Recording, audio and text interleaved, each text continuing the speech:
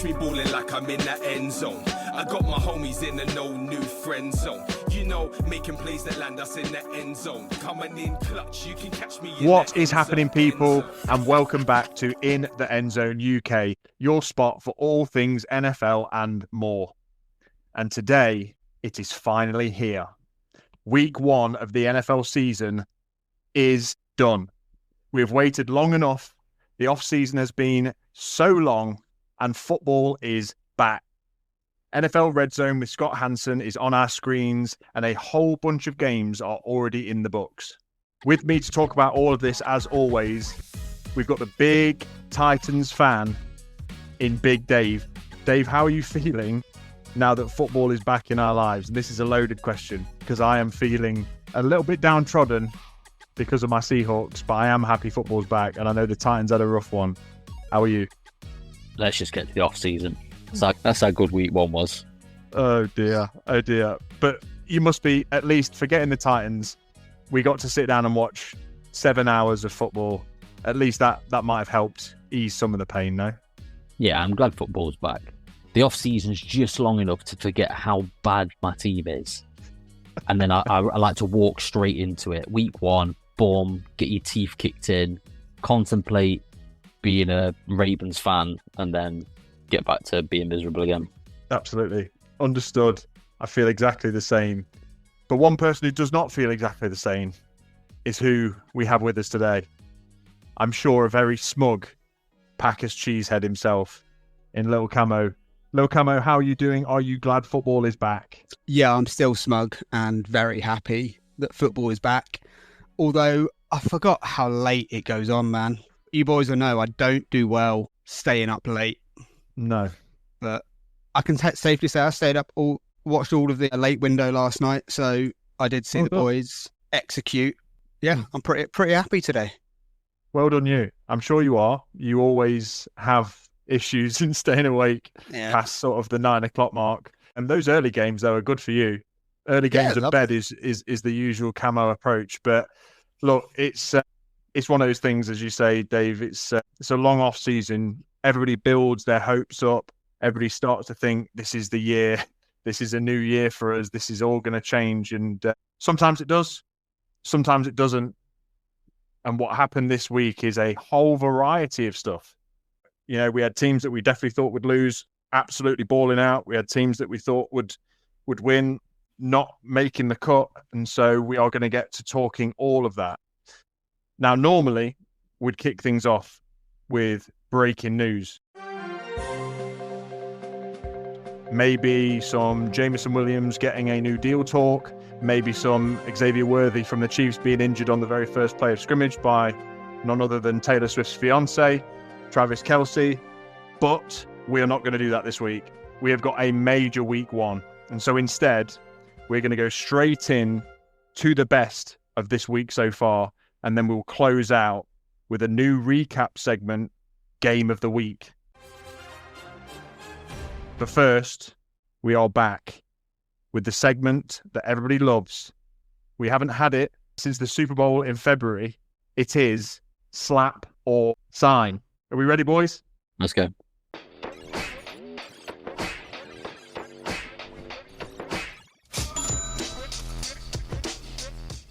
So for anybody who's new, here's the deal. Each of us picks 2 players from the AFC, 2 players from the NFC. You either give them a slap for an abysmal performance, or you can give them a sign because they balled out so hard. That's the deal, and I'm heading straight to the AFC. Slaps and signs, please, boys. I'm going to start with slaps. Why not go off the hardest way possible? Dave, we're in the AFC. I want your slap in the Africa. I am slapping none other than Brian Callahan, the head coach of my beloved Tennessee Titans. I could smell this coming. Yeah, the guy is awful. So I honestly think the best part about him, or I used to think the best part about him, was the fact that his dad is this outrageous offensive line coach. But even the offensive line is so bad at the Titans at the minute that I want them both gone. We're a game into the season and I already want him gone. His play calling sucks. It sucked last season. He said he was not going to call the plays anymore. He's still calling plays. I mean, without going into a total game recap, the Titans had 130 yards, 135 yards of offense, and 130 yards of penalties. That's unacceptable. I know a lot of that rests on the players, but discipline and things like that, that's a coaching. That all boils down to the head coach. Cam Ward was sacked 6 times, which is the most a rookie in his first game has ever been sacked. That's awful. We ran on every single first down. We recovered we got 2 picks, 2 fumbles, as in our defense, which played really well, kept the Broncos, which were a really good team, playoff team last year, to 20 points. We got 4 takeaways, and I think 6 points from 4 takeaways. At one point, we created there was a muffed punt that we recovered on their 20-yard line. Callahan then called 3 drop back. You know, we were only down 3 points at that point. All he had to do, run the ball, get the ball into field goal range. Or stay in field goal range. Or stay in field goal range. And he called for 3 drop back passes. And in case people don't realise, the Broncos had the most sacks in the NFL last year. They are an absolute stout defence. They're unbelievable. Yeah. Cam Ward had about 4.5 milliseconds per play to get the ball out. Like, it's not what you want for your rookie quarterback. You need to be putting him in a position to succeed, and he didn't do that at all. Yeah, so he's getting slapped. Like, he cost us that game. That was a huge game that everyone thought we were going to get destroyed in. We were in it till the very end, and we could have won it if the play calling was better. And like I said to you guys before the podcast, I think by week 3 he'll be gone. I think they'll have sacked him because he's that bad. And I've seen some horrific play from the Giants and the Titans since I've been following this sport. I've seen Joe Judge at the Giants call 3 quarterback sneaks in a row just to get out the end zone, you know? Yeah. And this was by far and away the worst thing I'd ever seen. It was shocking. I couldn't believe how good the defense played, and we couldn't even. We scored 12 points, 4 field goals. It was atrocious. So that's why that gimp's getting a slap. And I did the whole segment without swearing, which is really, really impressive for me. That is because I wanted to go off on him. I think I've got it out of my system already, but the listeners will appreciate the lack of expletives. But at the same time, I fully understand, and later on, I'm sure we'll share in the despair of week 1 when you have high expectations, or just even sort of standard expectations for your team and they are not met. I mean, in terms of the recap, the Broncos won 20-12, and they'd only scored 13 points, the Broncos, all the way into the 4th quarter. So it was a very, very tight game, very open. And from what I saw of the Titans, it was kind of like a similar story to last year, except Cam Ward didn't make any of the mistakes that Will Levis made. He just didn't have the opportunity or time to do much with the ball, especially when you were calling run plays, you know, constantly. But your defense looks great. You know, lost a few pieces, still looks great. Keeps the Broncos to 13 points, like you say, a playoff team last year, and they beat you, you know, by 8 ultimately as it finished up. And I don't know, I think it says a lot of things for both teams here. Number one, I'd say maybe try not to despair too much. As much as it did not look good, I can hear it in your voice. I'm sure the listeners can tell you're frustrated.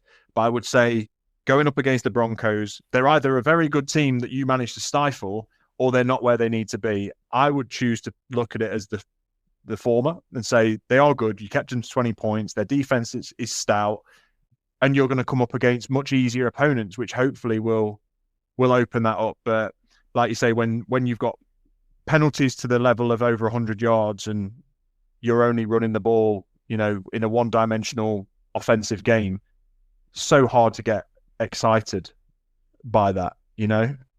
And yeah, I think speak for you when I say that the anticipation of week 1 is massive.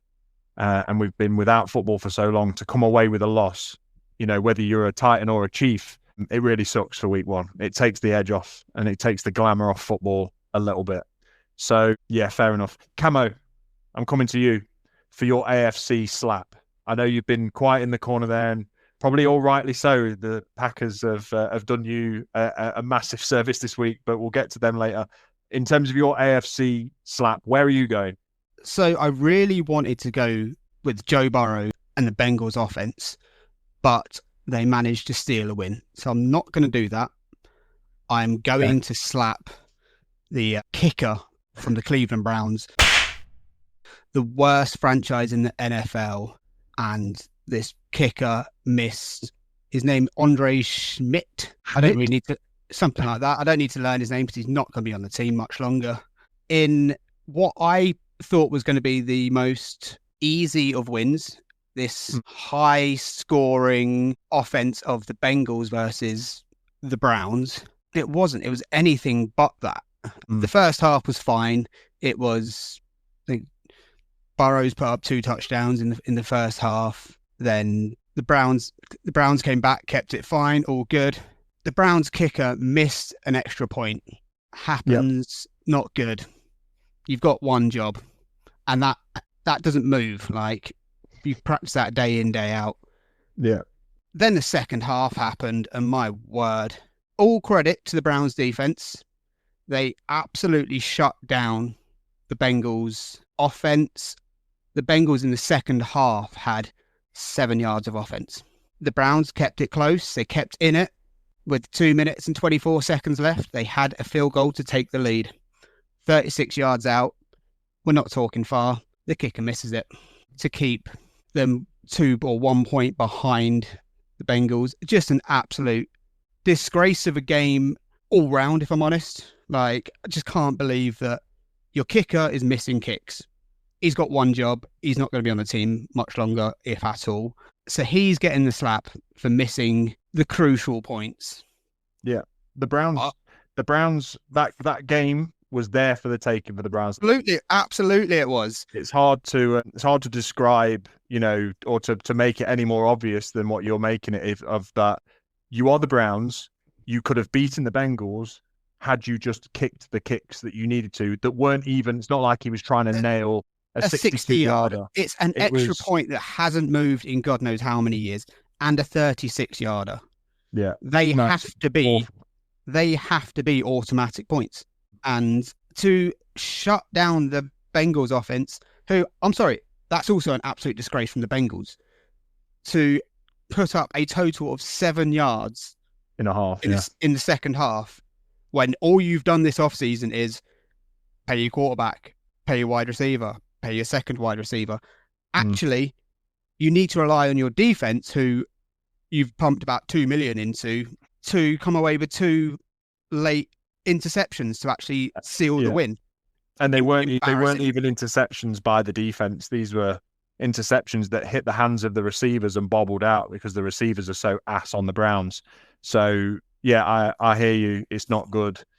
I understand the want and the need to slap Joe Burrow. I've got something to say about that in a moment. But yeah, to slap the kicker for the Browns is absolutely the right way to go, because the Browns just find a way to Browns it up. And I thought that I actually thought how the game was trending, it was like the Browns have to win this. Like, they've shut the Bengals down. The Bengals have got no points.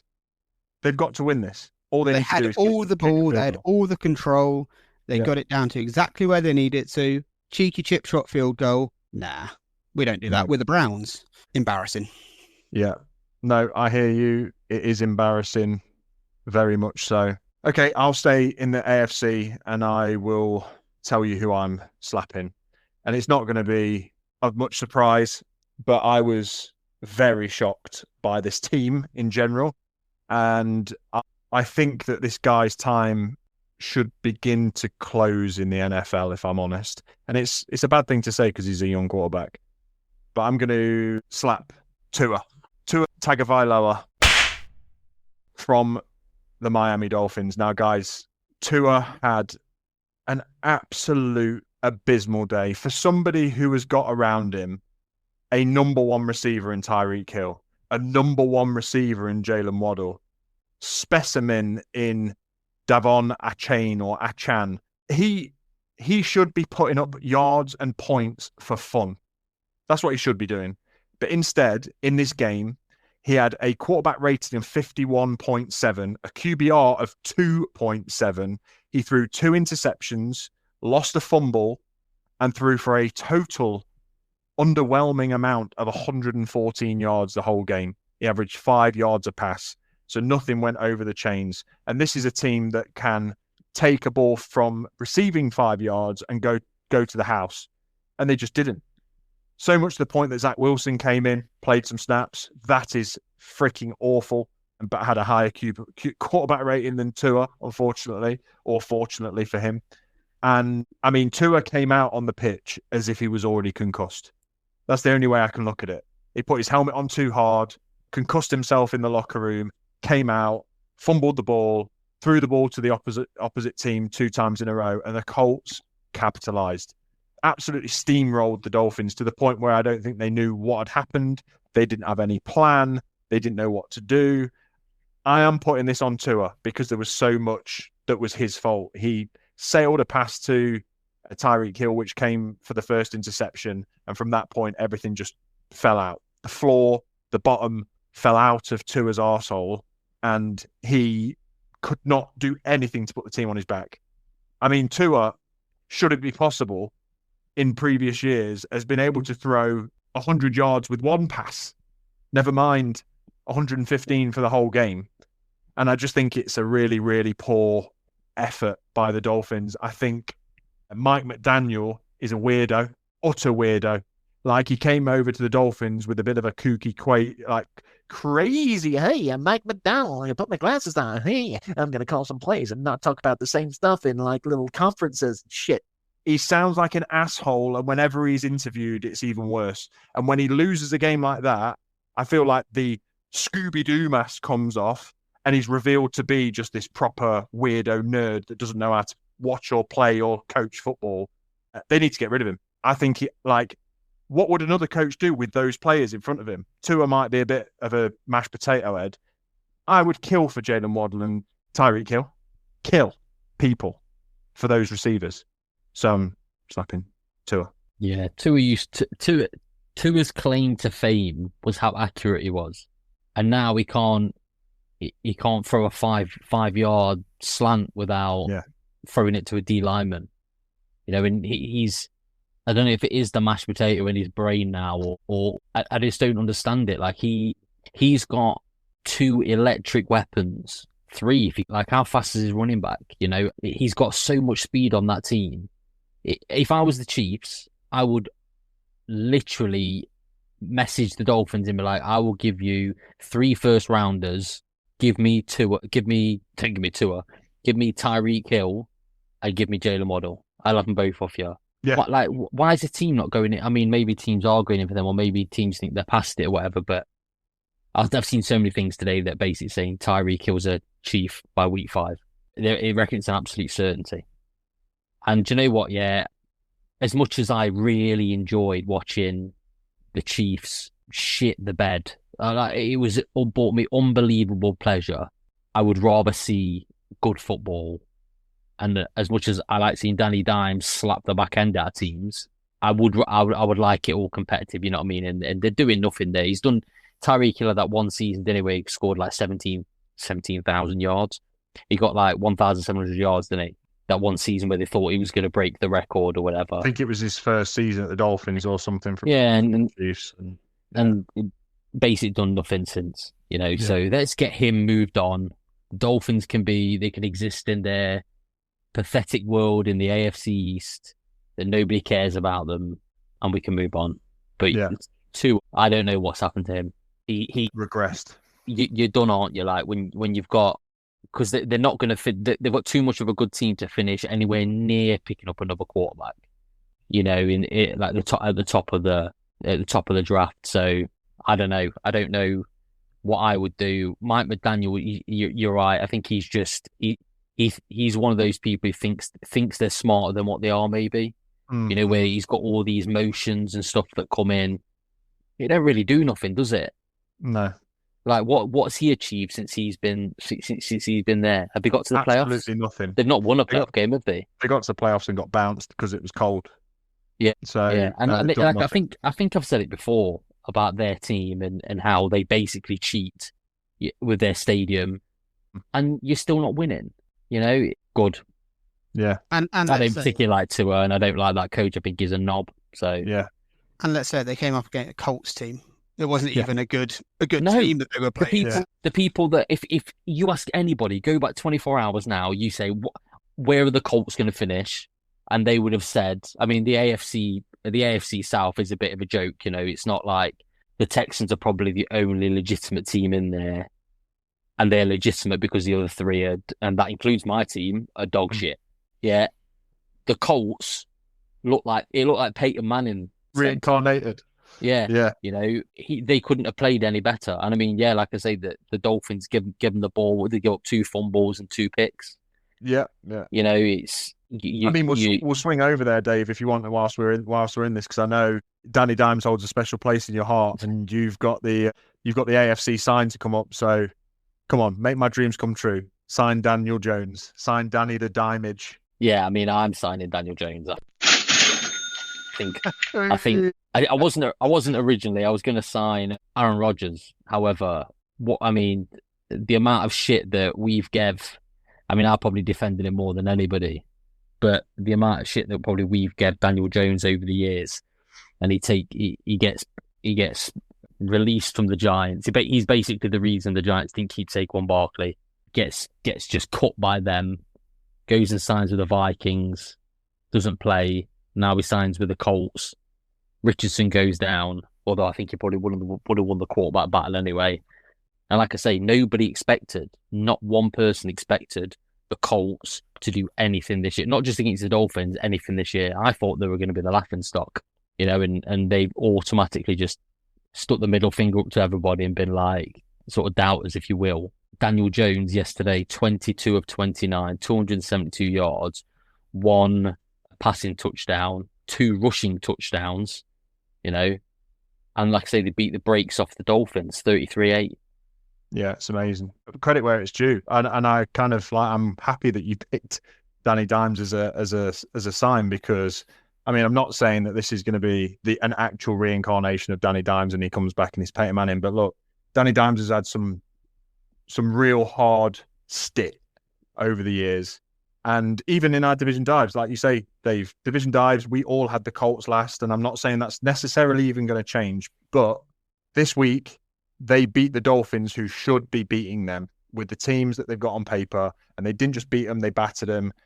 Yeah. The only thing Danny Dimes, what is he, 6'5"? 6'5"? Yes, yeah. 6'5", he's got some athleticism. I don't like the idea that a rushing touchdown is called a rushing touchdown when somebody like falls forward. It's like Jalen Hurts is rushing touchdowns when actually he's being bumfucked into the end zone, excuse my language. But I guess that's what they have to be called. But I don't know, that the whole they're 2 rushing touchdowns, it's exactly what they are. He deserved to get them. He's great quarterback sneaker of the ball, and it hypes up the quality a little bit more. Like, oh yeah, 2 passing touchdowns, 2 rushing touchdowns. Like he fell forward with the ball, but it's he had 26 rushing yards. I know they were QB sneaks, but he's got enough. I mean, we've seen when he broke away for 80-yard fucking grass. Yeah, turf monster got him at the end. But he can obviously move with the ball, and he's great at play action. And we always said that if he went to a heavy play action team, he'd probably be all right. Yeah. Gone to the Colts and look what you've got. Yeah. And like essentially he had 300 all-purpose yards yesterday. Yeah, it's amazing. So and to miss 7 passes, he's obviously, they've just dumped on him, haven't they? Totally dumped on him. One of his passes to Pittman was amazing. Yeah. It was an absolute Danny Dime. Yeah. Yeah, Pittman at 80 yards and a tuddy. Yeah. But yeah, fair enough. Danny Dimes. Yeah, I mean, he done something that's not happened since I think 1991. The Colts had 7 drives, and they scored on all 7 plays, all 7 drives. Yeah. Not been done this century. Not Eli, not Peyton Manning, not Tom Brady, not Patrick Mahomes. None of them have scored on every single drive, scored points on every single drive until Daniel Jones. In rolls Danny Dimes. Yeah. MVP. Yeah. Well, right now he would be, wouldn't he? Well, actually, no, that's not true. It'd be close though. Okay, cool. Camo, take me to your AFC sign. If it's Danny Dimes, I'm leaving. No, it's not. It's not Danny Dimes, although absolutely all credit to him. I want to sign someone that you two aren't a massive fan of. Dave, I think you might be a bit more of a fan of him now after he's just dumped on the Chiefs. I'm going to sign Justin Herbert. Justin Herbert. Yeah. Okay. Justin Herbert of the Chargers. I think it's an absolute statement win for him. Yes, the Chiefs looked, I'll be honest, pretty awful. But for him to put up 25 of 34 for 318 yards, 3 touchdowns. He also had 32 yards on the ground. And he just looked composed. It looked like for the first time the game has slowed down for him. And he actually just had time to put it on his players because the man's got an arm. And it looked so good. He was slinging it around. And when it wasn't there, he was just running and taking 4 or 5 yards. And I've always been a fan of him. But for him to get this win, so I mean, what was the final score? 27 to the Chargers, 21 to the Chiefs, and like you say, it's more of the statement that the win holds in the division, isn't it? It's like they have not been able to beat the Chiefs in the last gosh knows how many meetings. I think they were like 11 meetings. They've won 1 or something, and now they go and beat Mahomes at Arrowhead on the opening Friday night. It wasn't Arrowhead, was it? It was. Oh, was it SoFi? No, Sao Paulo out in Brazil. Oh, yeah, it was in Brazil. Yeah. Okay, yeah. The Friday night game in Brazil. Gosh, this weekend has pushed me way out of my time zones. But no, fair enough. No, yeah, you're right, Cam. In Brazil, they go into a neutral area, and Herbert destroys. I mean, he had 300 yards, 3 touchdowns, no interceptions, QB rating of 131. That is great. And to put a hurting on the AFC reigning champions, the Chiefs, irrespective of Chiefs were banged up, Chiefs don't have an offense, blah, blah, blah. It's amazing. And you have always liked Herbert. I will give you that credit. Me and Dave, certainly Dave has always been sort of waiting to see this version of him, considering he's like he's like what you'd build in a lab if you're trying to create a quarterback. But no, fair play, Cam. And to be honest, I just felt like in that game, 27-21, it never felt close. Never felt like the Chiefs were in it. They gained a little bit of momentum, but every receiver was open in the zone for the Chargers. They schemed a great game. The Chiefs' defense looks like it's regressed, but again, it's week 1. Who knows? Mahomes, it was just a Mahomes trying to put the game on his back, which I feel like the Chiefs the last 2 years, that's what they've so heavily relied on. I feel like it's almost cocky from like Andy Reid, just going like, we don't need receivers, and we don't really need to invest in an offensive line. We'll trade away our all-pro defensive linemen to the Bears because Mahomes will make something work. And go on out there, Mahomes, make something work. Oh, Mahomes, why didn't you make something work? It's like you can't have it all. And Mahomes, I'm not going to sit here and glow on him because I'm not going to, but he did everything he could to try and win that game. The guy was flying through the air, throwing balls like whilst he didn't have a foot on the floor.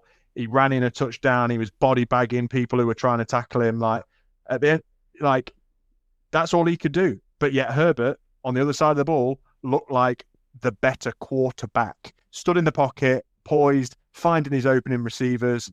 That's what you want from a quarterback. You only want Mahomes to do what he did in that game pretty much every snap, once or twice, a quarter at best, because that's where the magic happens, where I feel like they expect Mahomes magic every single time they snap the ball back to him. It doesn't feel like the receivers at the Chiefs are worth a dime. And I think, Dave, to your point earlier, I can't see a better reason now than the Chiefs. Just Tyreek Hill looks pissed off. He doesn't want to be in Miami. What's he worth now? Third? Second? I mean, they could probably fleece the Chiefs for him, but they're so desperate that they need him.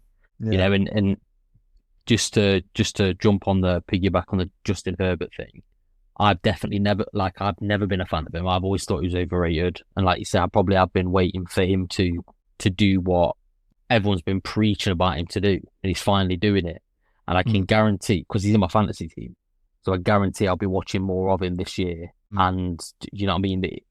It'll be a similar thing to like the Jalen Hurts last year. You get a little bit more respect from when you spend more time watching what they're doing. But if he can keep that up, I mean, he was playing at MVP level throughout that game. Yeah. And and I hope he can, because I would rather see the Chargers and the Raiders, for example, in the playoffs than the Broncos or the Chiefs.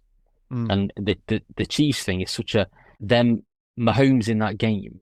This magic will wear off. These little shitty flick passes that he does, eventually people are going to start picking them off, and it's going to stop looking like, oh, Mahomes is a magician. It's going to be look like, oh, Mahomes is an idiot.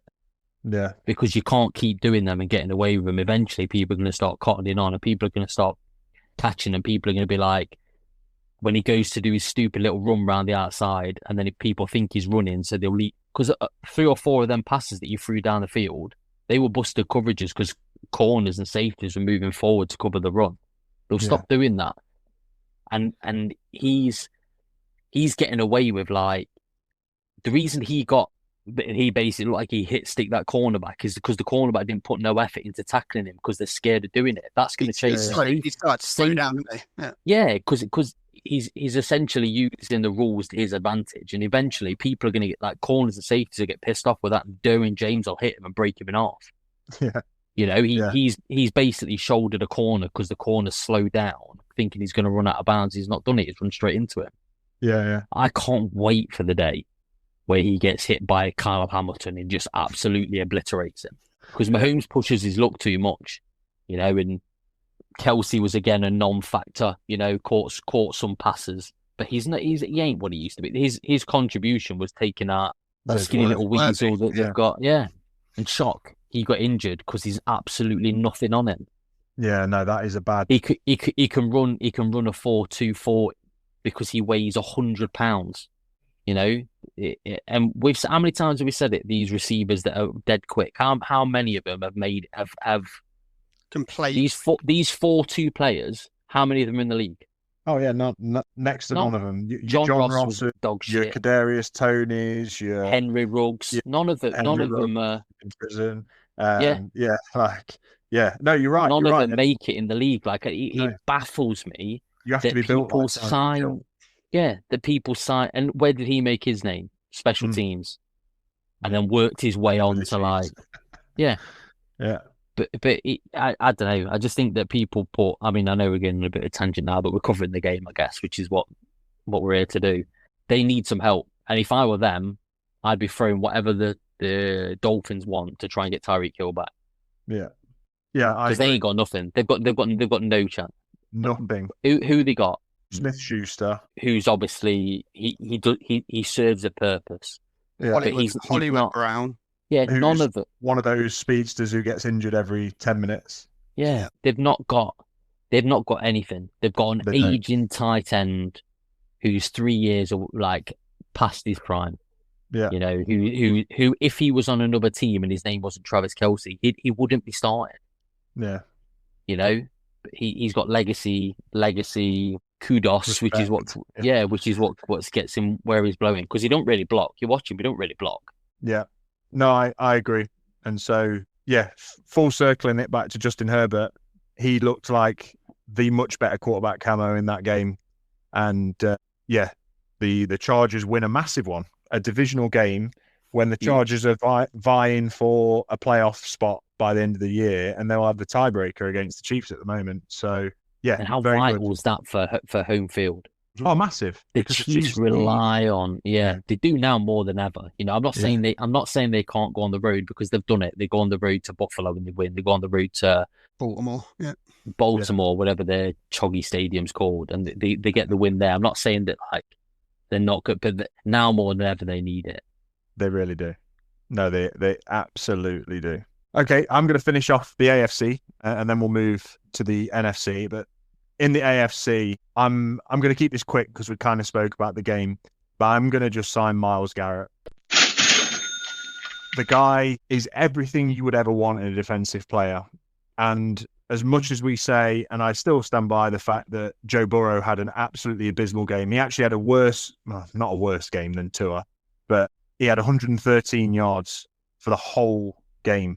He had 7 yards in the second half. He threw 1 touchdown. He was sacked a bunch of times, and he was sacked a bunch of times by Mr. Myles Garrett. Myles Garrett has sacked Joe Burrow more times than he sacked any other quarterback. And in this game, he nearly had a back-to-back-to-back sack on 3 plays in a row, but instead they removed. I thought it was a sack because Burrow was still moving forward, but I think they gave it to the guy that got there just before Myles Garrett, and Garrett sort of like he tapped him down on the ground. But I would have given it forward, didn't he, out of the end zone? He jumped forward out of the end zone, didn't he? And I think there was a player already underneath him. So yeah. But he had 5 tackles, 4 tackles for a loss, 2 sacks. The guy. I mean, he's a fantasy monster because he just gets after it, and he's built like no other player in the NFL. Like, you look at Nick Bosa's an animal. You look at like David Njoku. You look at some of these players, you just think these guys are specimens. If you put Myles Garrett next to anybody, I feel like they'd feel inferior because his arms are like bowling balls and he's got shoulders for days and his technique is so impressive and he just runs through people. And the Browns have got very little to be happy about. We spoke about it in our division dives. We've spoke about it today. The Browns it up again, losing 16-17 to what was a shoddy Bengals outfit. But it was shoddy because Myles Garrett was putting the pressure on, absolutely destroying any kind of tackle or guard that the Bengals lined up against him. I just love him. I think he's great. He's always a fantasy, I always try and get him in fantasy. This year, pipped to the post by Mr. JFX because he loves him more than I do, I think. But I was about to pick him in the same round that JFX picked him and he went off the board. But, it is what it is. He's just one of those players, such an impactful monster. And I feel so bad. I feel so bad that the only thing I can criticize Myles Garrett about is that he was money hungry and he got greedy and he accepted the deal at the Browns instead of just going, do you know what? Bills, Chiefs, whoever, pay me 40 million a year instead of 47, or whatever it is. Pay me 30 million a year instead of 40, I think is what he's on. And just go and win a Super Bowl, man. Like, he deserves one. One of the best individual players. Yeah, do you say he's Hall of Fame worthy? This re-signing with the Browns is going to really affect that.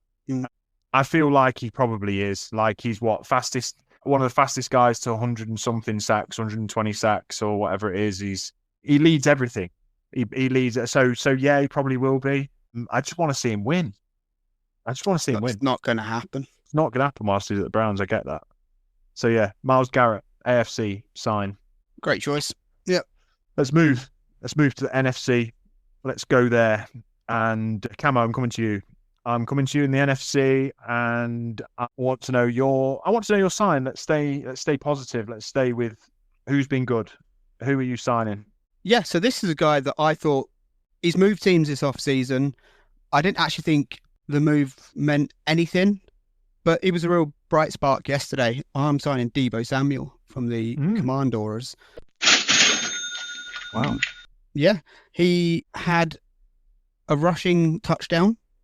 He had 7 receptions on 10 targets for 77 yards. And he also was returning punts for 50 yards.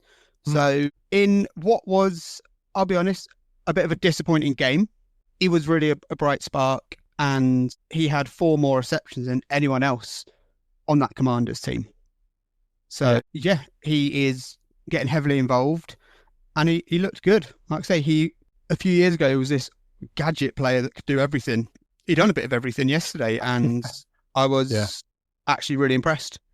It feels like feels like that's exactly what they brought him in to do. Just be that guy that can be anywhere and everywhere whenever you need him. Because this game was not a Terry McLaurin game, was it? And I wouldn't have classed Deebo Samuel with McLaurin in there and Zach Ertz in there as being anywhere near the potential number one receiver. Not that he's the number one receiver, but the number one reception receiver in this team. But it's exactly what he was. And like you say, he had 1 carry, 1 for 19 yards and a touchdown. So when they gave him the ball, he found that end zone and he did it. I feel like he was wearing a Niners jersey. He did it in such a way that he always used to do with the Niners, and that's bounce outside, find a hole, break through the hole, don't get tackled because he's like a human thumb / or massive bowling ball thumb, and just go through people. And that's what he's done. whether he's carrying a bit of excess weight or not, seems to go in his advantage, and he can still move quickly. And so, what's the science, age-old science thing? Force equals mass times acceleration. He's got the mass, he's got the acceleration, so he's a bit of a force. Yeah, and even to have the attitude to saying, "Yeah, I'll go back and return kicks." Like, yeah, do you not think that that's beneath him? Let's say he returned a couple of them, and with the new sort of kickoff rules as well, where the opposition aren't allowed to move until the player's got it. Well, he's one of those players that you've always said, give it to him in space, he can make something happen.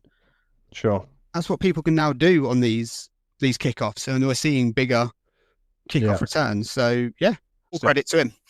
That's good, Cam. And I mean, this was a divisional match between the Washington Commanders, aka Windsox, and the New York Football Giants, and the Giants did not look good at all. Certainly not on offense. I feel like they dealt with some of the offense of the Commanders quite nicely, shutting down Terry McLaurin. They got after him. They sacked him a few times. Brian Burns was an animal. But yeah, 21 to the Giants 6 was the final score. And yeah, I think we'll talk about that a little bit more when we get to our slaps, because the Giants did not look good on offense. Bobby Okereke had 16 total tackles in that game, which is amazing. 9 assisted and 7 solos. Amazing. He's a stud. Yeah, he's a stud. Dave knows very well. Dave, where are you going in the NFC? Who are you signing? I'm going to sign Emeka Egbuka.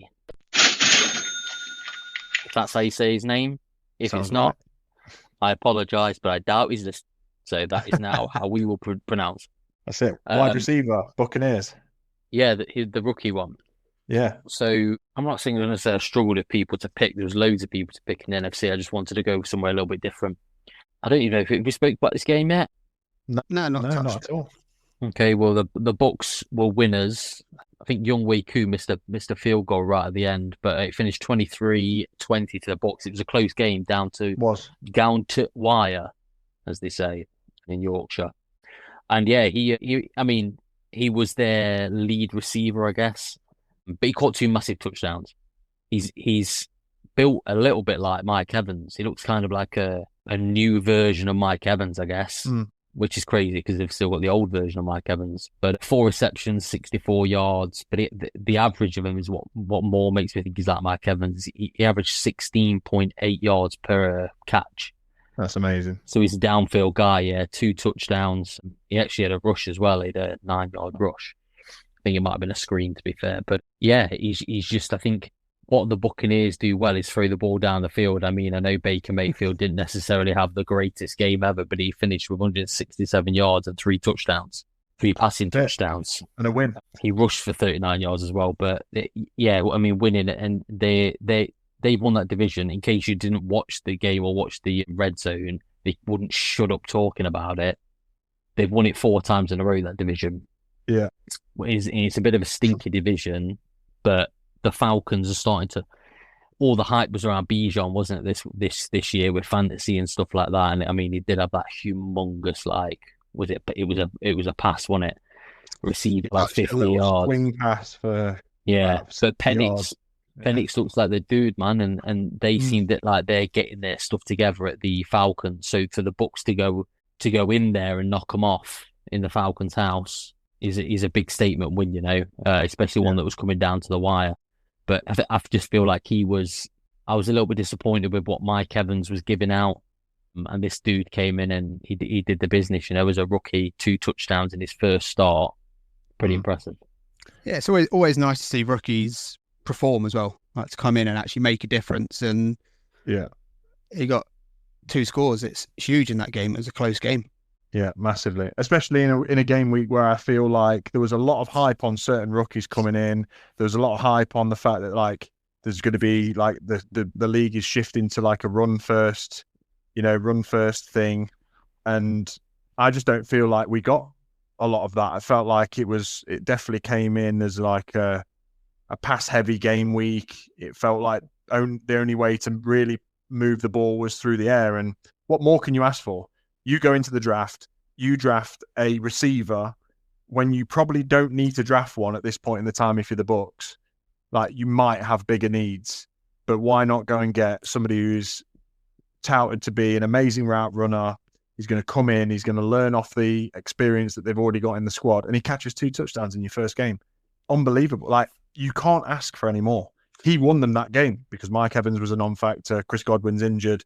Like, what an amazing thing. It's just, the more I think about it in relation to my team or, you know, other teams that you want to see do well, and you just watch the Buccaneers just throw in touchdowns for fun. Baker Mayfield started where he left off.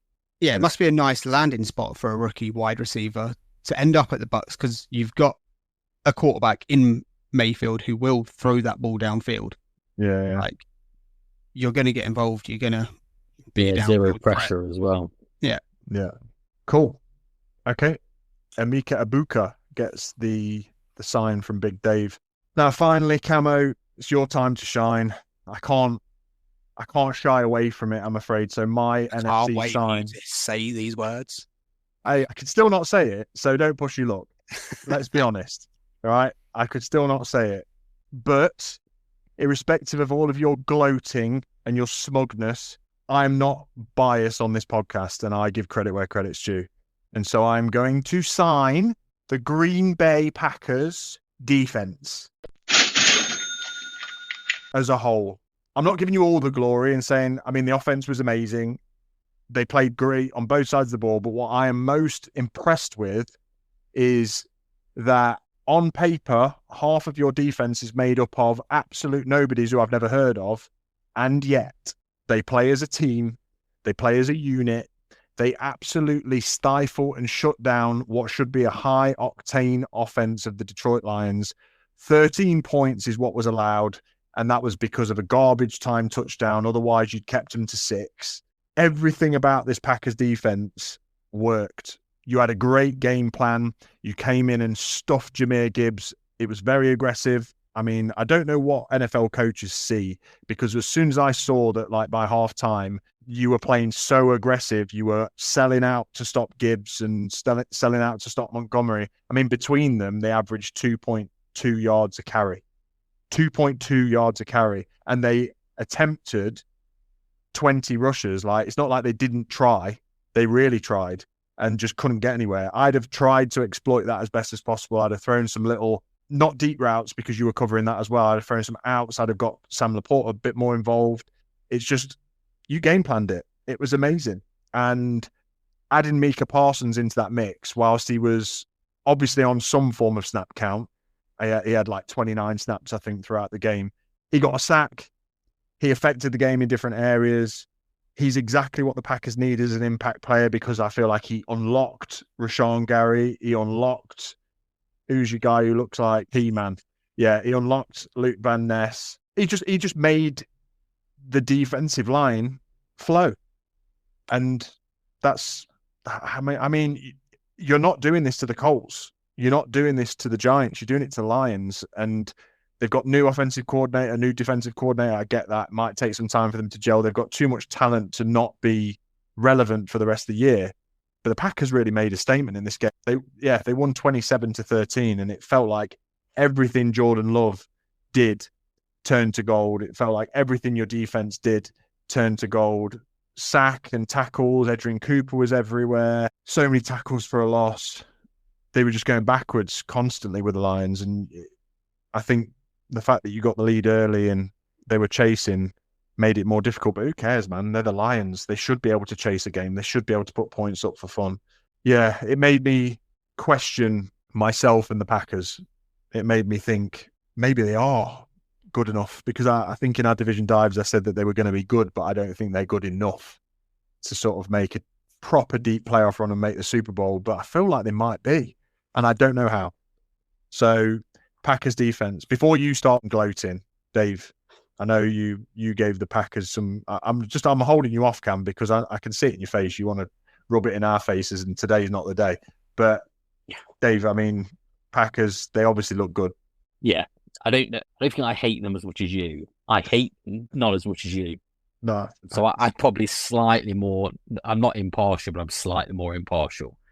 I would love to see Cam have a fucking 4-win season just to see if he survived it. I don't think he's got it in him. I think I'm the only one that's built for that. Maybe the Seahawks might be this year as well, but yeah, it's a complete team. And I think you hit the nail on the head when you said that if you look at their team, they're either somebody, the players, or the nobodies. yeah. Yet they play like an elite team because they obviously are an elite team.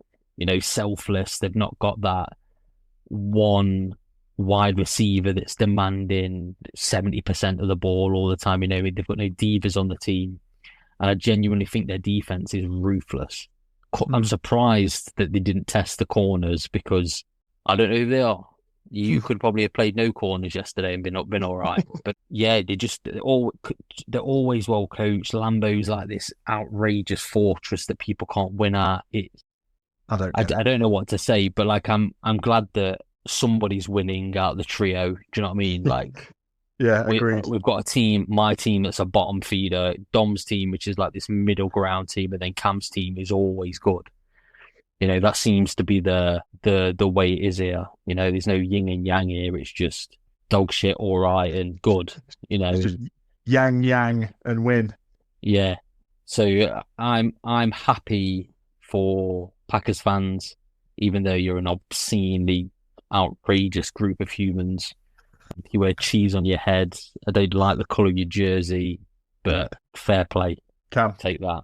I'm not going to lie. I thought I'd been very good and quite quiet and didn't say much last night. I even said, as the game was going, it's still early. Like, positive start, yeah, but that's still early. That's the condescending comments coming through there.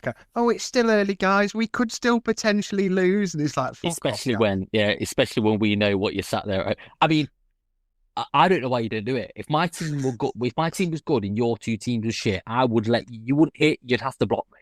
You would not hear the end of it. So if I was you, Cam, I'd start loosening up, start throwing shots, being like, "Oh, Seahawks looking a bit rough." Yeah, Titans can't score points. I mean, he did in the division dives, that's for sure. He gave us both barrels in the division dives, but no, Cam, your Packers played very well. Say what you want to say, and then we can move on. And I was really impressed, and I think something I said we needed to do was going up early to be able to set the tone and play our game plan rather than trying to chase a game. Our offensive line, incredible. They just gave Love so much time.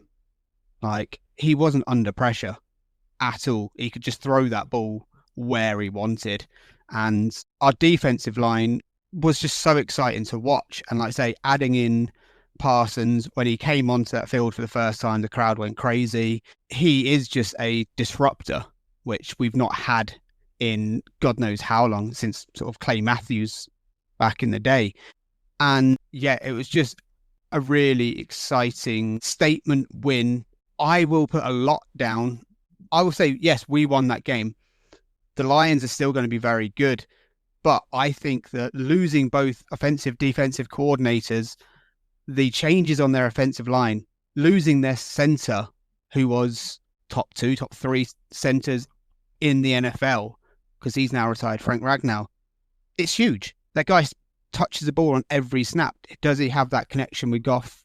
It's a big deal. But no, very excited, very happy to watch the Packers. And yeah, absolutely huge win for us. We go into another home game Thursday night against the Commanders. I just want to see us back it up now and come out with another performance against another playoff team in the Commanders. Then I might start to loosen up a little bit. The best thing that could have happened is that game's at your house and not there. 100%. Not saying that you couldn't beat them away, but it's just Lambeau is just something else, man. We have won 12 home openers in a row. Yeah, well, I hate so. Yeah. It's a crazy thing. I think I don't tell. What is it with you and the Lions? Have got to have some weirdo with long blonde hair. They've got that Anzalone, and then you still play for them. Yeah, and then you've got that, what's his name, Van Ness? Lucas Van Ness. Yeah. You've had Clay Matthews. Who else did you have? You had somebody else who had... I mean, Bakhtari had long hair. Yeah. Maybe I should get the Titans players to grow long hair. Yeah. But no, very happy, exciting win. Well done. All good. Yeah. Hope you get diarrhea and vomiting. Let's move on to... I sort of tried to be positive about that, but let's now move on to some negatives. we've got our final slaps for the NFC. Dave, I'm coming to you for your final slap of the NFC. I am slapping the former Seahawk, the former Broncos country. Let's ride. Rusty Wilson. Yeah, he's getting it, man. He was absolutely atrocious. You know, what has happened to him? Leaving the Seahawks was the worst thing that ever happened to him. He has not been good for about 5 years. Like, what has happened?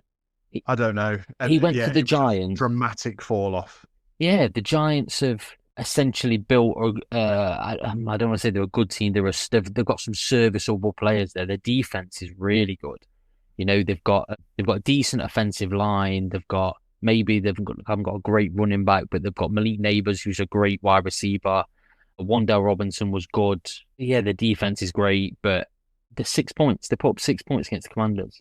And the Commanders didn't look good either. The Commanders looked like they were playing at about 60%. They did. You know, they didn't look great. They struggled to move the ball as well, which is going against that Giants defense. I don't blame them. But Russell Wilson, man, 17 of 37, 168 yards, no touchdowns. Ugh. He was beyond subpar. I don't know if he'll start the next game. I think they might start Jackson Dart. If I'm honest, I think I would. Yeah, I would too. That's exactly what I was going to say. What have you got to lose? You know, yeah, I don't. Let me just have a look at the team stats. I don't know how many times he was sacked. Let me look. So he was only sacked 3 times, which I mean, still a lot. But I mean, the Giants had 2 sacks, no fumbles, lost no interceptions. So there was no turnovers in the game. It was just real bad play. I don't even know what you were. I just don't think they can play him again. For me, he's done. He's completely done. You know, he looked a shell. He used to have that ability to just roll out the pocket and extend the play. He's just not got that anymore. I think you've got to get the young blood in, you know. Like, you can't... 6 points is not good enough. Absolutely not. Absolutely not. Not even for a rookie. Like, if Jackson Dart had come in there and that's all he'd have achieved, everybody would have been going, oh, shit, maybe shouldn't have put him in. Do you know what I mean? But this is Russell Wilson. This is a Super Bowl winning and losing quarterback who been there twice. Yeah, he's done it. But I think you're right. I think it must be age, because he took off for the end zone at one point and really like beeline for it and still couldn't get there. Like he's lost all of his elusiveness, all of his elite speed. The only thing Russell's got for him is his like moon ball. Like he can drop a ball in like nobody else, up and down on a 50-yard bomb. But how often do they actually present themselves? Very little. So you could see Malik Neighbors getting angry and getting frustrated. You could see, Brian Daboll getting angry and frustrated. I think he's come out and said there is no certainty in Russell Wilson being week 2 starter. And yeah, like you say, Dave, just to finish it off, we've spoke about this game. And they obviously lost and scored 6 points against Commanders. But I'm a huge advocate of, I do get that sometimes you need to let rookies sit and wait. But if it's at the detriment of your team because you haven't got another option, and you're going to lose anyway, let them get the reps. If you want to sit somebody behind a Brady or a Rodgers or a Manning or a whatever, makes sense. But don't sit them behind a Rusty Wilson. No, and the Packers are the perfect situation with Jordan Love. Yeah. Draft Jordan Love, sitting behind Aaron Rodgers, your team's still winning 12, 13 games he's still winning MVP. Yeah. And then you've got this dude in the background who's just absorbing this knowledge, learning because I don't know, Cam might be able to answer this. I don't know how many offensive coordinators the Packers have been through in Jordan Love's tenure, because I know that Matt LaFleur calls the plays, the offensive plays. Yeah. So he's had the same guy for like 6 years now. 5 years, 6 years, however long he's been in the league. So he's had that. There's nothing new in that system. All he probably does every year is inject a few more plays, but the calls and stuff will be the same. So not many people have got that luxury of being able to sit in the same thing, which is probably why Jordan Love's so good with that team. I'm not saying he'd be great if he went to the Titans, because he wouldn't have 3.5 business days to throw the ball, but equally you couldn't put Baker Mayfield in that Packers situation. No. And expect him to pick it up straight away. Jordan Love is a unique situation that's benefited him massively. He's got paid out of it, which is absolutely fair enough. The Packers are destroying teams. But like you say, if your team's getting smashed, why not just play your rookie? Yeah. He's going to get the reps. He's going to learn the thing. As long as you have patience with it and the fans have patience and be like, okay, we were going to lose anyway because Russell Wilson's doing absolutely wind. Why not put in the Jackson Dart? Because that's what happened with Daniel Jones and Eli, wasn't it? Eli was, he wasn't winning games, so they started Daniel Jones. Yeah. They still were losing games, but at least he was getting reps, you know? Yeah. No, I agree. And at this point in his career, I'd imagine Jackson Dart is probably more mobile than Russell Wilson. Oh, way he's probably more, quicker. I'm not saying he's a better passer, but he can only learn. And in preseason, he looked like he had something. And I think we all said it at one point, saying, "Oof, Jackson Dart might have something." And it was preseason, but I don't know. I just want to see it. And I think that Russell Wilson has basically proven what he is now in the NFL. He stank with the Broncos. He then went to the Steelers, and let's be honest, I'd imagine all three of us would win with if we were quarterback at the Steelers, would still have a positive record by the end of the season if we were quarterbacking them. Now they've got Rodgers, and then he puts up 4 tutties, and they're probably going to go to the AFC Championship or something. But yeah, you've got to know when enough is enough. And do you know what? I feel like that's on Brian Daboll a little bit, and I know that he's supposed to be a very good coach, but I'm long yet to see that. I'm long yet to see Brian Daboll be a good coach. He needs to do something to save his job. Yeah, well, they had a good first year, didn't they, when they went to the playoffs, beat the Vikings? Yeah. And then got obviously molly-whopped by the Eagles. But since then, not done a lot, you know. They were battling with the Titans for the number 1 pick, you know, the Titans and the Jags. It was the Titans, the Jags, and the Giants. So you just, I think there's a lot of coaches on the hot seat this year, and I don't just necessarily think it's him, because he's probably still in a job because the guy who was hired as the GM also came from the Bills. You know, they're tied in this together. Yeah.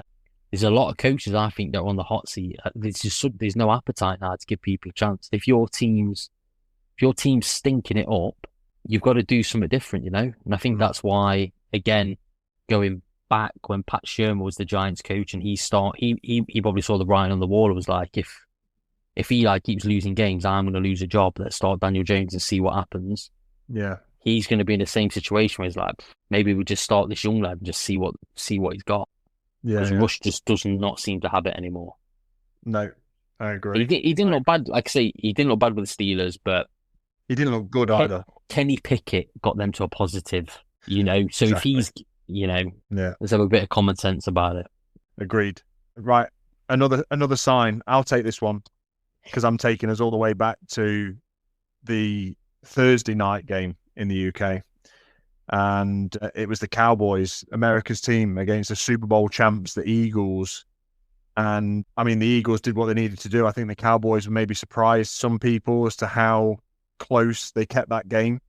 Obviously, Saquon, Jalen Hurts did what they needed to do to get the win. And I don't think it ever necessarily looked too in doubt.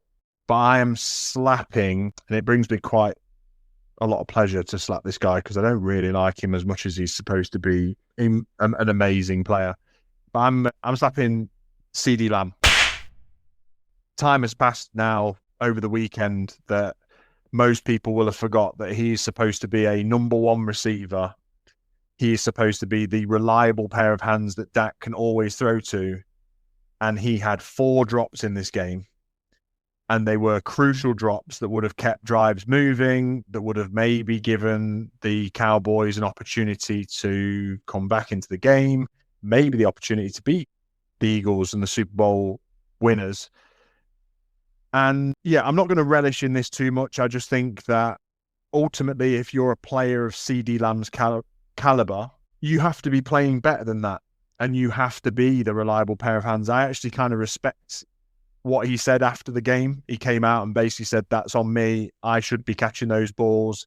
Like, he made 0 excuses, which is fair, but he still didn't avoid the slap because some of those passes, Dak's, you know, doing everything he needs to. He's putting the ball exactly where he needs to, away from a defender, in the arm's reach of his wide receivers. CeeDee Lamb is is great. It's supposed to be great, and it just didn't look like it. And he ultimately led the Cowboys down a route that it's always difficult when the Cowboys play the Eagles because I don't care. I want them both to lose. But I think the way that it panned out this week, I would have rather seen the Cowboys win. I think it just felt more like the right thing to happen. And it was not the case because CeeDee Lamb just had butterfingers. So yeah, I'm going with CeeDee Lamb. Yeah, I mean, was it 4 balls he dropped? 4 drops, big drops. Oh, 4 drops. He did also put up 77 yards, something like that. He had over 100 yards, 110. So he was the only thing they were doing on offense receiving wise. Like, they obviously scored, 2 touchdowns on the ground? But yeah, I mean, I was watching this with a lot more interest than usual because I panicked and took CeeDee Lamb at the very, very top of the second round in our fantasy. I don't know why, because I don't really like the guy. But yeah, he needs to be doing better in those situations, especially because the game was actually there for them. Like, up until that weather delay, they were going toe to toe. And then weather delay happens and sort of any momentum shifted, the drops happened, and yeah, the Cowboys just ended up losing. I too would have been quite happy to see the Cowboys win this one, but not to be. No, that's it. Nah. CeeDee Lamb gets the slap. Camo finishes off. Yeah, so I'm also taking us all the way back to Thursday night, and I'm taking us back to almost before the game even starts. Oh, okay. Spitgate. Yeah, what we're talking? You are the reigning Super Bowl champions. You've not played football in so long. Everyone is geared up. The excitement, the crowd is buzzing. It's a divisional game. It's prime time. All of America's watching. And Jalen Carter gets baited into spitting on Dak Prescott. Like, what sort of scumbag player do you have to be that you spit on a person? Like, yeah, the man is a physical specimen. I get that, but he has got nothing between the ears. Like, and fortunately for him, it didn't cost him. It looked like it might have done it as the game was going on. He would be lucky to avoid a multi-game suspension for this, and I think he's going to. But what a douchebag of a human being to spit on somebody. Like, yeah, spitting on somebody is about as derogatory as you can get without, going to another level. But in terms of generally speaking, you get spat on by somebody, hands are being thrown. Like, there's no two ways about that. Dak actually handled it pretty well, I guess. He knew what was coming. He got spat on. He was just literally spat on next to him. Yeah, but you just don't do that, do you? No. You don't, like, these guys are getting paid millions of pounds, dollars, whatever you want to call it. But it's a dumb move for sure. It's definitely worth a slap. Yeah, Dave. He needs a slap for it. Yeah. Yeah, I mean, I don't think from all the I remember he slid in the draft, didn't he? Because he's got zero character, like a real. Yeah. He's just a bad gimp. He's something most teams would avoid because of incidents like this. But then you look at the Eagles take him and are just like, no, we'll take him. If you're not going to pass on him, we'll take him and just hope we can handle him. And then to do something like that is just outrageous.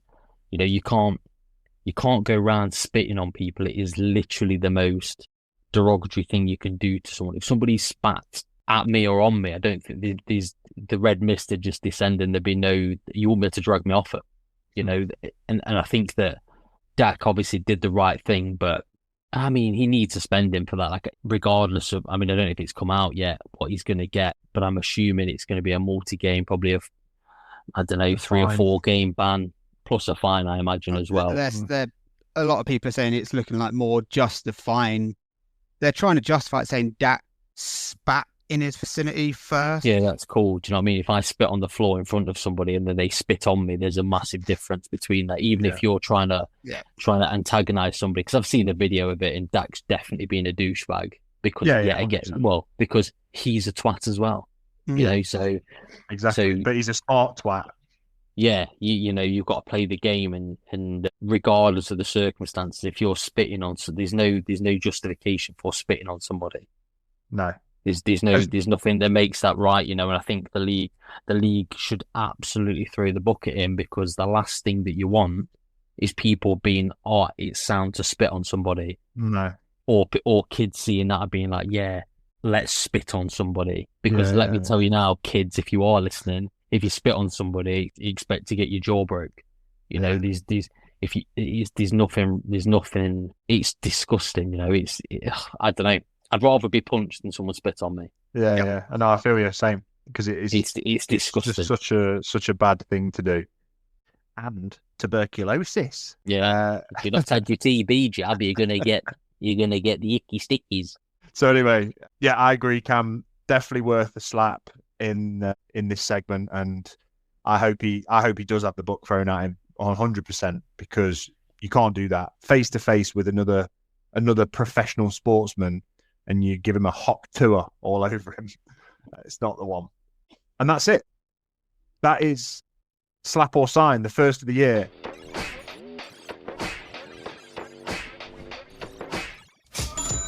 Took us a while. I think we were super excited for it, so we've delved pretty deep, but I'm happy it's back. It's a segment that I have sincerely missed. So what we'll do now is just go into, we've as a collective just voted on 3 games to talk about that have not been covered in Slap or Sign as recaps, and then we will talk about our game of the week, and that is it. So just a quick recap from week 1. We've got the Raiders versus the Patriots. Now, we've not spoken about this at all, but I thought it's worth mentioning because the Raiders were a team that we said were going to be, you know, so inherently different this year. They could potentially win some games this year as opposed to the last few years. And that's exactly what happened. So the Raiders go into New England and they beat the Patriots 20-13. Geno Smith throws for 362 yards, 1 touchdown, 1 interception, but he's just moving that ball. He's that reliable pair of hands. He's exactly what you'd expect Geno Smith to be. And unfortunately, even though he played a good game, Drake May, he just couldn't get the job done. They couldn't rush the ball. They couldn't run with Ramondre Stevenson. And the Patriots got, I wouldn't say handled, because it came down to the wire-ish, but it never really looked too in doubt. The Raiders looked in control. Brock Bowers had over 100 yards as a tight end. That this guy is just proving that irrespective of the quarterback, he is a name to remember as a tight end, and he's probably going to continue to do that for a while.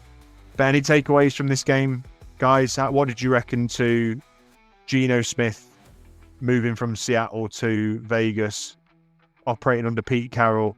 Vegas get the win. You know, this is a big win for the Raiders to start the season, because they've lost most of the games that they've played over the last 2 years. Yeah, I mean, for me, what I was most intrigued by was seeing how Ashton Genty fit into this offense and fit into the league. And he got off to a decent start. He had a 3-yard rushing touchdown.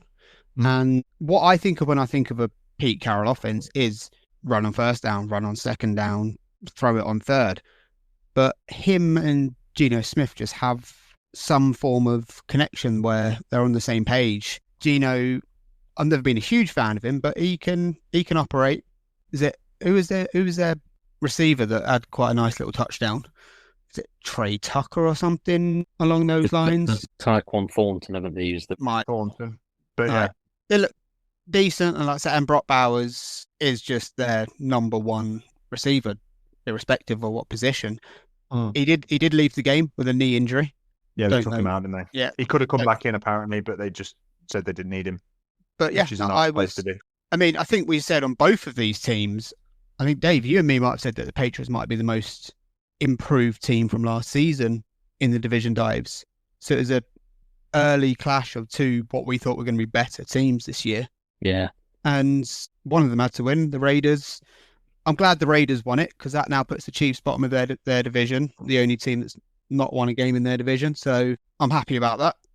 And yeah, good win for the Raiders. Well done. Devin White had a load of tackles early on, and I think they're gonna do all right. Nice. Okay, we'll move to another game that we've not covered yet, albeit it's had a little bit of a mention by Dave. And Dave, you can take this one away, but the Pittsburgh Steelers went into MetLife Stadium and beat the Jets 34-32 in what was a very, very close and enjoyable and I think unexpectedly good game. Rodgers throwing 4 touchdowns, Justin Fields running 2 touchdowns in, throwing for 1. Fields actually looked good. Like, Fields looked really good, in my opinion. But what do you reckon? No, I think you agree. And I think that they've set him up in that offense to do exactly what he does. You know, first read, second read, not there. Guess what? See you in a bit. You know, and he uses his legs to get first downs. He ran 2 touchdowns in, 48 yards on the ground, 218 through the air, so 3 total touchdowns. What we found, Garrett Wilson had 95 yards, so his main weapon, and it was a really good game. And like I said, I think it could have been up there for game of the week. You know, if the Bills Ravens game hadn't have happened, this was probably game of the week. 34-32 is about as close as you get. Rodgers looked vintage. Rodgers, 22 of 30, 244 yards and 4 touchdowns. Yeah, that's amazing. He's spreading the ball. DK had 83 yards. Austin had 70. Frymouth 28. Warren had 22, as well as 37 on the ground. You know, they're just a -1 yard. Howard, but he can't move. That's the one thing I want to say. Rodgers cannot move outside the pocket, so it's a good job that he can throw a ball like a boss. And they've got a decent offensive line. You know, and then you look at their defense. Obviously, their defense is elite, and Highsmith he's such an underrated guy. But and when you pair him with Cam Haywood and TJ Watt, you know, they're Jalen Ramsey had a horrendous stick tackle on somebody, didn't he? Yeah, the last play of the game, the one. Yeah. He like exclamation pointed the game. Yeah. I hate Jalen Ramsey, but in that moment, I think I sent into our group chat. I was like, I hate Ramsey, but that was the perfect way to end the game because he absolutely nailed Wilson, who was going to catch the ball for a first down and continue the game going. And Ramsey just said, no, not today. And I hate him, but you can't argue with the fact that he's one of those corners who he loves to tackle, and there's not many of those. Well, think about that Steelers defense. They only managed 1 sack on Justin Fields. The Jets sacked Rodgers 4 times. So, I thought it was a really good game. I enjoyed watching it. I'm glad that the Red Zone spent a lot of time on this game. I thought it was quite a good game to watch. Yeah, agreed. And I think this sort of sets us up for the rest of the season a little bit in the fact that I think in this game at least, both teams kind of said they're going to be I think we said the Steelers were going to be good, but I think this kind of said Rodgers can operate under the Steelers offense, and the defense obviously does what it needs to do. They're not every week. They're not going to come up against a quarterback who can evade sacks like Justin Fields.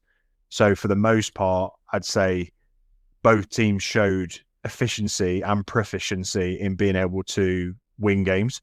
And I wanted the Jets to win this one. Actually, I actually felt like the Jets just did enough. It made me. They've been so shit for so long that I thought, actually, they're playing pretty good. Like they kind of deserve a win. And so to me, it was exciting to see Justin Fields do well and to do something that, you know, we've not seen for a while from the Jets. I'm really glad to see Fields play well. And I thought he looked good. And I also wanted the Jets to win. Weirdly, like I said, I was watching the game, but I didn't think Rodgers was doing anything special. And then all of a sudden, they're like, he's got 4 touchdowns. I thought the Jets were the better team, and I was really disappointed for Fields. But yeah, good luck to him, and I really hope that continues for this season. It was an enjoyable game to watch. Agreed. Okay, 2 more games, guys, and then that's it. We are out of here. So last game that we're going to standardly recap is, unfortunately, my Seattle Seahawks taking on the San Francisco 49ers. So I'll take the podium just for a couple of minutes, and then that'll be hopefully me done. But the Seahawks were playing at Lumen Field at home against San Francisco 49ers. Some ambiguity as to whether Christian McCaffrey was going to play. Then he got the green light and he was going to play. I thought, okay, we got a tussle on our hands here. We're going to have to put some points up. We open up. We can't move the ball on the first drive. Seahawks stall out. The Niners get hold of it, march down the field. George Kittle, touchdown, done, 7-0. And I'm thinking, oh gosh, what's going to happen here? And then throughout the game, everything just began to slow down. And it was because the defenses were so efficient. The defenses were basically on both sides of the ball, were operating to a very high level. We were stopping the run. We were stopping McCaffrey getting big chunk plays. They fed him like no other. And he had about 40 touches in the game. But we managed to keep those big chunk plays down for like 90% of the game. Equally, Kenneth Walker couldn't run through a wet piece of tissue paper in this game, unfortunately. And as time goes on, and even the commentators are saying Zach Charbonnet looks like the more efficient back and blah, blah, blah. And I've got maybe these rose-tinted glasses on with me thinking Kenneth Walker is a back that just needed a new start, that needed to go into a zone scheme. This Clint Kubiak offense is going to unlock him. He had 2 yards of carry. And every time he got hit the floor so hard that I feel like the floor was hitting back. Like gravity doubled under Kenneth Walker, and it was just not fun to watch. Sam Darnold didn't really impress me either. He only threw for 150 something yards throughout the whole game. And one of the last drives, I think, was probably accounted for about 60 of those. 150 yards on the money. He had no interceptions, no touchdowns. He had a fumble loss to lose the game. And that was it. Ultimately, turnovers hurt. We had 2 lost fumbles in that game, but no interceptions. However, we took away the ball. So our defense looked really, really good against the Niners. We had a pick from Julian Love, and we had a pick from Ernest Jones, the linebacker, and they were both really athletic, good picks, well read by the defense. But the Niners are the Niners. They've got those players that make you pay no matter what. Fred Warner, Nick Bosa, both came up in massive moments to make big stops. Nick Bosa particularly doing a forced fumble recovery to end the game when the Seahawks managed to get into scoring vicinity to either take the lead and win the game with only a few seconds left. But Sam Darnold couldn't even release the ball to give it a go. And that was my issue, I think. Special teams was good for the Seattle Seahawks. They blocked a field goal. Special teams for the San Francisco 49ers was not good. They missed an extra point, they missed a kick, and then they had one blocked. So the Seattle Seahawks did everything they could to stay in this. And it's a game that they really should have won. George Kittle went out halfway through, injured. I don't know. I was at a bit of a loss after watching this, guys, if I'm honest. It felt like the whole off-season I'd been hoping for something that just did not materialize. I thought we'd be able to move the ball on the ground. And again, we're playing the Niners here, so maybe I have to recalibrate and rethink about what my expectations should have been, because moving the ball on the Niners was so hard on the ground. But nothing really looked like it was in sync or clicking. So it's left me with a really bitter taste in my mouth that we've lost to a division rival. We had an opportunity to win the game, and we didn't even let the ball fly. And the play calling in the game, not to go into it again too much, I know the play calling's been awful in a few games, especially in the Titans game, but the play calling was as bad as I've ever seen the Seahawks play on offense. It was literally run on first, run on second, run into a brick wall. Now you've got to throw it. 3rd and 9, 3rd and 10, 3rd and 11. And JSN came up with a few catches. Cooper Kupp was almost invisible. Dropped to sitter, not himself. We're missing. If the Chiefs don't go and trade for Tyreek Hill, I beg the Seahawks do. So that's it. We lost. The Niners didn't even look that good, like, just being honest. Like, either we nullified each other so much that 2 good teams just went into a defensive battle, or we're both crap. It's one of those. So take your pick as to which one you think it is. But that's the Seahawks for you. Yeah. Again, I think it was a fairly even game. I think you've hit the nail on the head there. I think the defenses were pretty much. I mean, the picks that you got. I mean, Julian Love's an absolute stud, isn't he? I liked him when he was at the Giants. Yeah, I drafted him in fantasy, didn't I? He's a baller. He was just moving the ball, wasn't it? And this is what I was afraid of when we were talking about the division dives and whether Sam Darnold could do what like Baker Mayfield's done and continue what he did last year with the Vikings. And maybe it's the play call. And I don't know. There was just seemed to be a lot of stuff left and right instead of necessarily like down the field. Yeah, there was. And I don't think you've got the players that maybe necessarily are great at that kind of stuff. I feel like Cooper Kupp and JSN are very good sort of possession receivers. That kind of maybe short yardage in front, but not necessarily. They haven't got the size nor the speed to catch a ball like a Deebo Samuel, like catch a ball, swing pass, and take it 30 yards. Yeah. And I don't necessarily think that's Darnold's speciality either. I don't think he's necessarily like, that's a very, very much a Brock Purdy thing. Yeah. Dump it off to a Deebo or like last year, or dump it off to a Christian McCaffrey, and they make people miss. Yeah. And let's be fair, Kenneth Walker's not Christian McCaffrey. No. You know, not even. Well, nobody 10%. is. You know what I mean? Like there's Christian McCaffrey and there's Saquon Barkley, you know, that are really doing special things from that kind of position. The rest of the league aren't really doing that. So yeah, I get he's obviously disappointed at losing. Me and you both feel that. Yeah. Especially when our defense has had such good games. Exactly. Yeah. Really good. So it's mega frustrating that. It is, yeah. Especially mine was equally interdivision as well, which just makes you go, yeah, right. Just okay, if we want to make the playoffs, if we want to make the playoffs now, we've got to go beat the Niners away. If we want to, you know, try and tussle that one up. I mean, last year, but last year, we split with the Niners and we both beat each other away.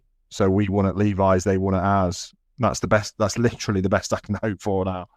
So we'll see. We'll see what happens. But yeah, I'm very happy to go more in depth into the Seahawks, but I'm not going to. I'm going to leave it there. 17-13 and not a very exciting game to talk about. I think all I will say is that Brock Purdy got quite lucky in that game, in my opinion. He threw some prayer balls, 1-2, some tight end that I've never heard of in my entire life.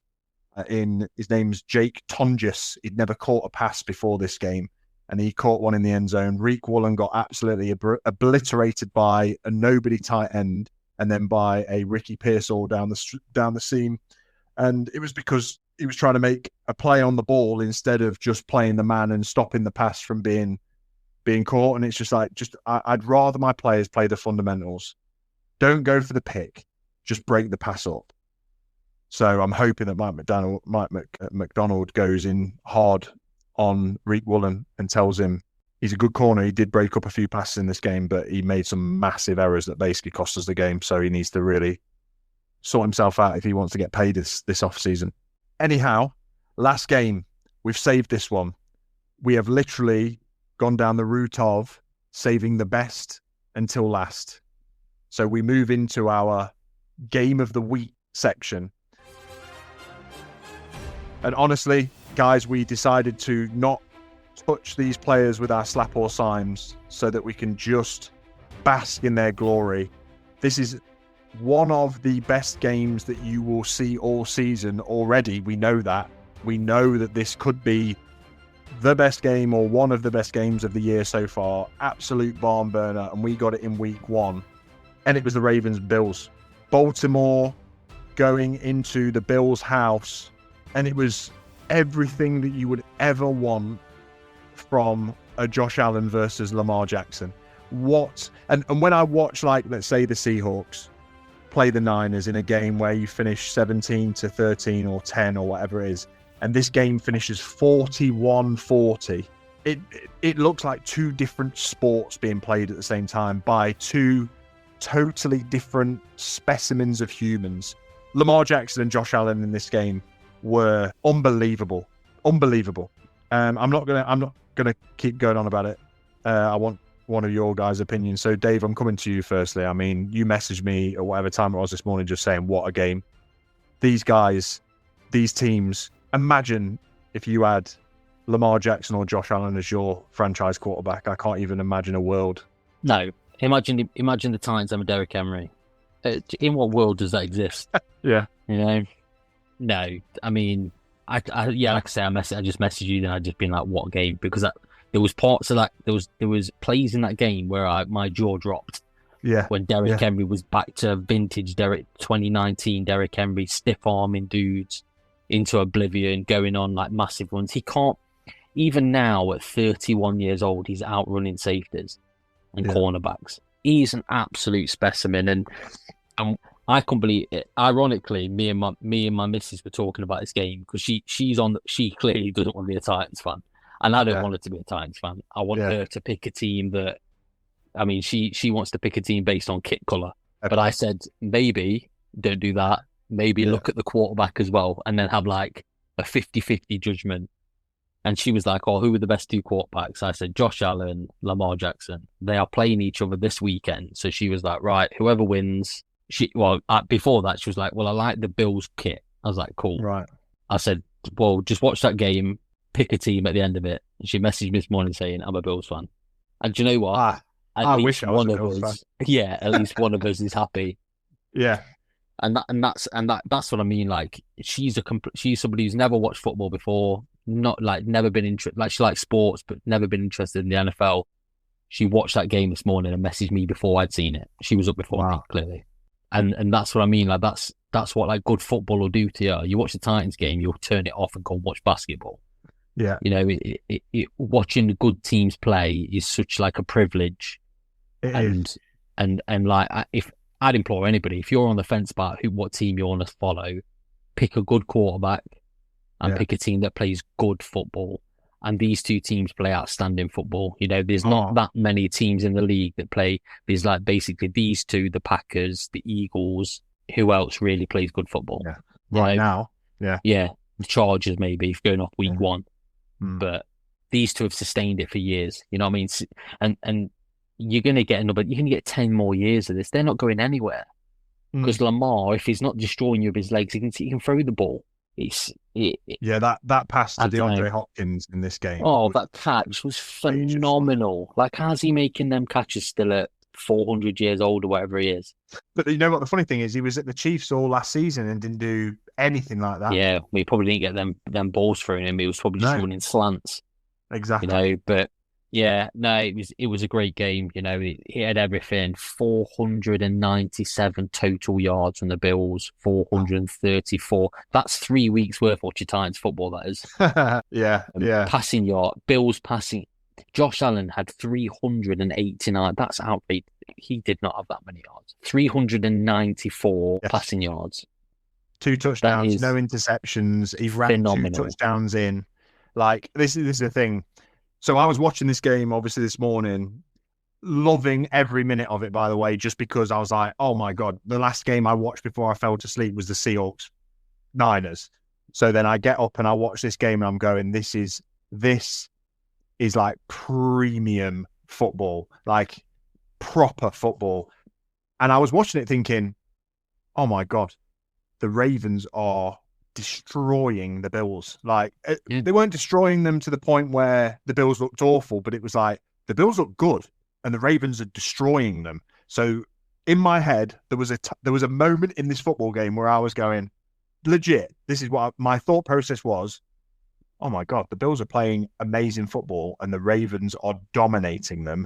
There is no beating this Ravens team this season. Like, they are Super Bowl bound. And then all of a sudden, the wind changed. One fumble. And Josh Allen. I mean, Josh Allen is as close to a Clark Kent Superman version of an NFL player in this league, right? Like, if there is a Superman in this league, Josh Allen is him. Like, I can't think of anything that you would want more. It's like Derrick Henry against the Bills in his last 2 games against the Bills has had 340 rushing yards against the Bills are probably the best team in the NFL, second best team, third best. They're a top 3 team in the NFL. He's had 340 rushing yards against them. That's crazy. Outrageous. They had, I mean, they had 238 rushing yards. Yeah. And they lost. Yeah. It's the first time ever. First time ever has a team ever put up over 40 points, over 250 rushing yards, and ever lost. Yeah, 277 games where that team has won. And this is the one where they lose. And it's this Superman Josh Allen. Total plays, 78 for a normal game's like maybe like 35, 36 total plays per team. 78 for the Bills, 50 for the Ravens. Yeah. It was non-stop.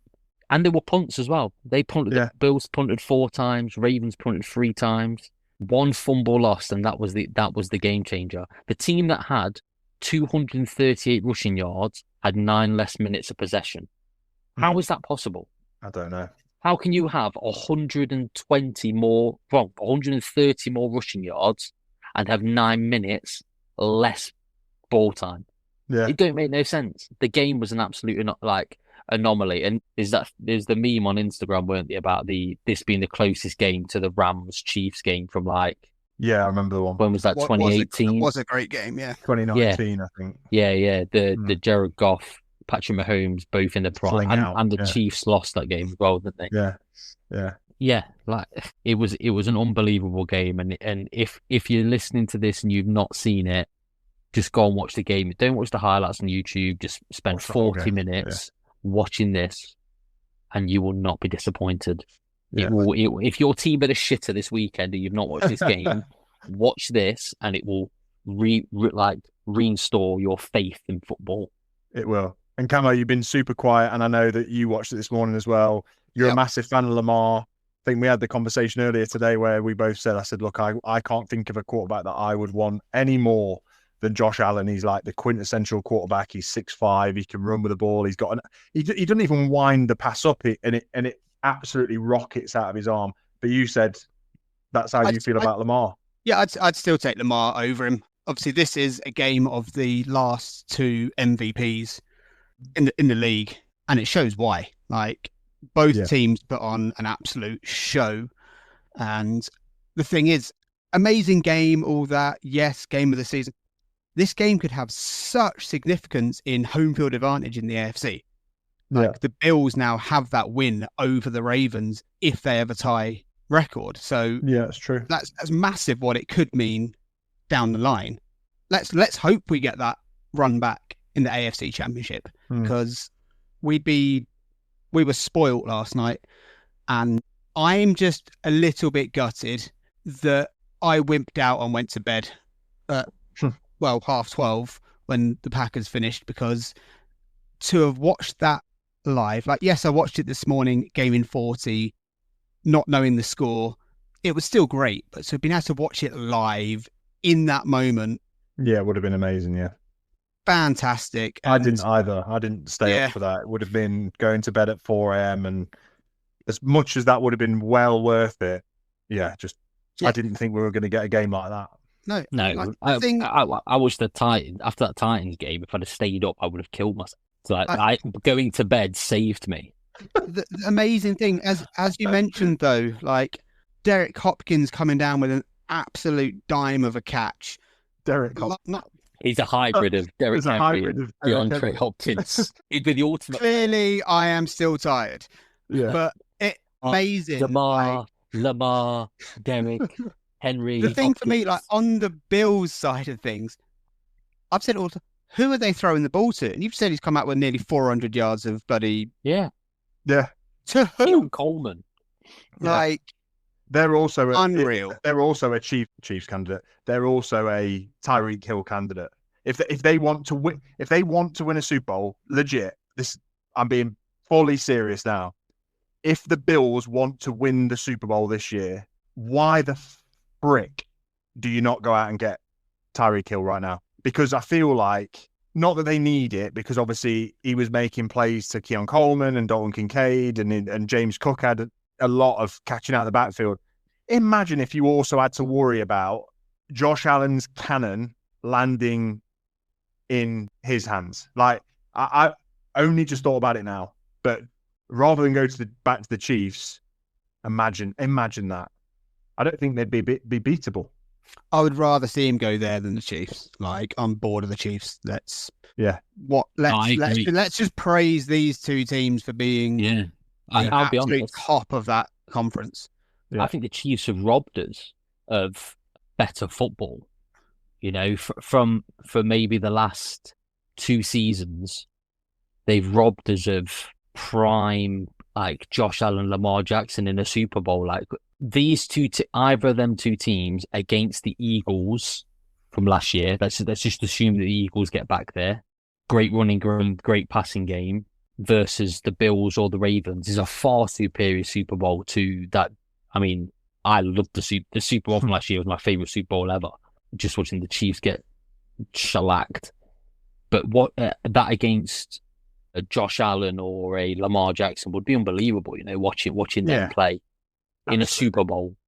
No, absolutely. And as much as I've obviously been a Chiefs champion over the last few years, there was a reason for that. Like, it wasn't just because I like Kansas City, because trust me, we've been there, Dave. We don't like Kansas City. Arrowhead's They great, do good barbecue. True. That barbecue was great, unbelievable. but it's like walking through it is the city of Walking Dead. It is the Missouri's the state that time forgot. It is I'm not saying it's a shithole. It is a shithole. Austin was a shithole as well, though, and Houston was awful. But there is nothing to do there. It is if they take the Chiefs out of that place, it will be like Detroit when they're shut down, like the Motor City. Do you know what I mean? That part of it where like nothing happens basically. No. Yeah, and so there was a reason why I like the Chiefs, and it was because I'd never seen anything quite like Mahomes with Tyreek Hill and Travis Kelce, and that was exciting. And so now we look at this incredible pair of teams. Derrick Henry and Lamar are a cheat code. One of them is getting 50 yards, like as in one play. Just decide which one you want to try and stop first. And then you go Josh Allen. And this is why I'm saying why I feel personally like they should go out and get like a Tyreek Hill, because I too would rather see this exciting, explosive football and the potential of these big plays with Josh Allen happen in a Super Bowl. And so, yeah, this game was incredible. 41 to the Bills, 40 to the Ravens. It was a like to the wire game, and it had everything though, didn't it? I mean, big shout out to Ed Oliver as well, because he came up with some huge plays and the fumble. Yeah, at the end, like exactly. Amazing sack on Lamar, amazing solo stop on Derek, which doesn't happen behind the sticks, and then the strip at the end, which incredible. But then on the flip side, you got the Ravens, Roquan Smith with 10 tackles, Kyle Hamilton with 9, the new safety Malachi Starks with 7. You're getting sacks off the big names in the place, Madubuike for a loss from. Yeah, I mean, Jaya didn't look great, but who cares? I'm over this guy. Like, if he's any good for him, he's any good for him. But it's just the fact that there was great plays everywhere. And do you know what? Who actually also made an impact? Joey Bosa. Joey Bosa made an impact in this game. It wasn't like off the charts, like Myles Garrett, Nick Bosa style, but he was getting into the backfield. He forced a fumble, which was recovered essentially by the running back, but it pushed him way back. I don't know. This Bills team has just got something going for it. And this Ravens team, there's no two ways about it. I don't know what you do. Zay Flowers, DeAndre Hopkins, amazing. And then Derrick Henry, man. Jaw-dropping, as you say, Dave. Jaw-dropping. Ran through everybody. So that is our game of the week.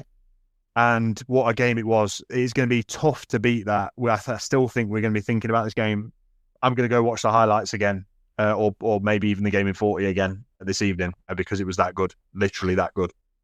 But we do have one more game before the end of game week 1. Tuesday in the UK, technically a Monday night game, the Vikings in a divisional game against the Bears at Soldier Field. This one obviously has big bearings to the Vikings and the Bears as well, because it's divisional. The Packers have made a statement. The Lions are now winless. So massive opportunity for one of these teams to try and move forward. But football's back. I'm really happy, guys. I'm not happy about some of the results, but overall, speaking about it, talking about some of the games that we witnessed, NFL Week 1 was wow. Yeah, it was great. Well, apart from the Titans getting dumped on, it was all right. And I lost fantasy, which is never fun.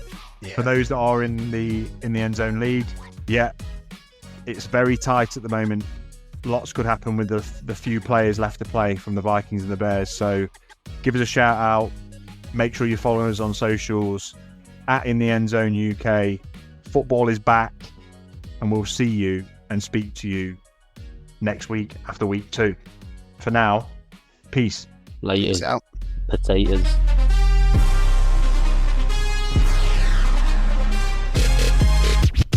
Catch me balling like I'm in the end zone. I got my homies in the no new friend zone. You know, making plays that land us in the end zone. Coming in clutch, you can catch me in the end zone. End zone.